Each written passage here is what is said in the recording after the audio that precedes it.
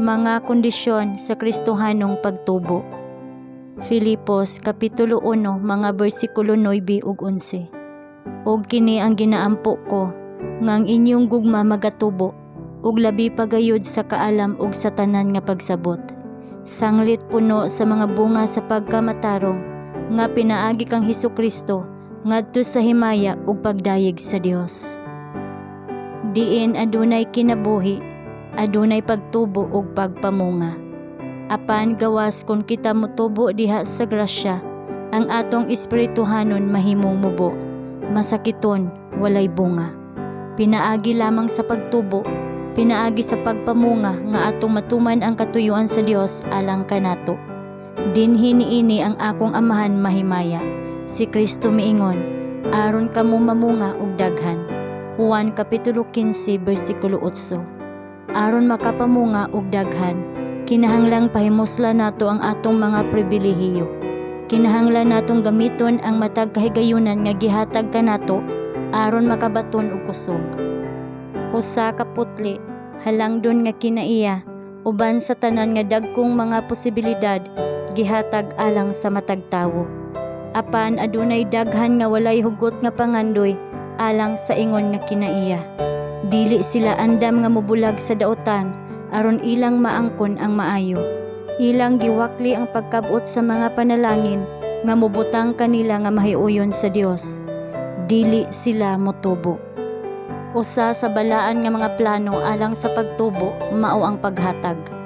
Ang Kristohanon kinahanglang makabaton og kusog pinaagi sa pagpalig-on sa uban.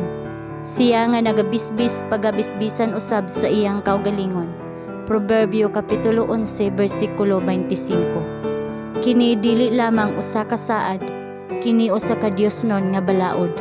Usa ka balaod diin ang Dios nagplano nga ang mga sapa sa pagkamanggiluy-on sama sa mga tubig sa dako nga kahiladman pagabantayan sa kanunay nga sirkulasyon nga padayon nga nagaagay balik sa ilang gigikanan.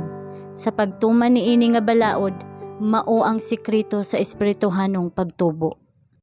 Kung kita moduol sa Dios diha sa hugot nga pagtuo, siya modawat kanato ug mohatag kanato og kusog sa pagsaka ngadto sa kahingpitan. Kung atong bantayan ang matag pulong ug lihok, aron kita walay mahimo sa pagpakaulaw sa usa nga misalig kanato.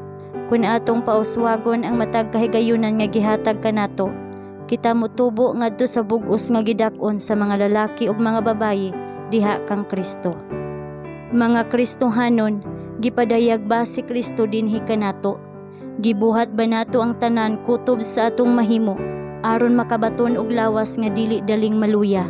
Usa ka hunahuna nga motan-aw lapas sa kaugalingon ngadto sa hinungdan ug epekto sa matag lihok nga makigbisog sa lisod nga mga problema ug makabuntog niini. Usa ka kabubot-on nga lig-on sa pagsukol sa daotan ug dispensahan ang katungod. Gilansang ba nato ang atong kaugalingon? Nagtubo ba kita ngadto sa hingpit nga gidak-on sa mga lalaki ug mga babayi diha kang Kristo?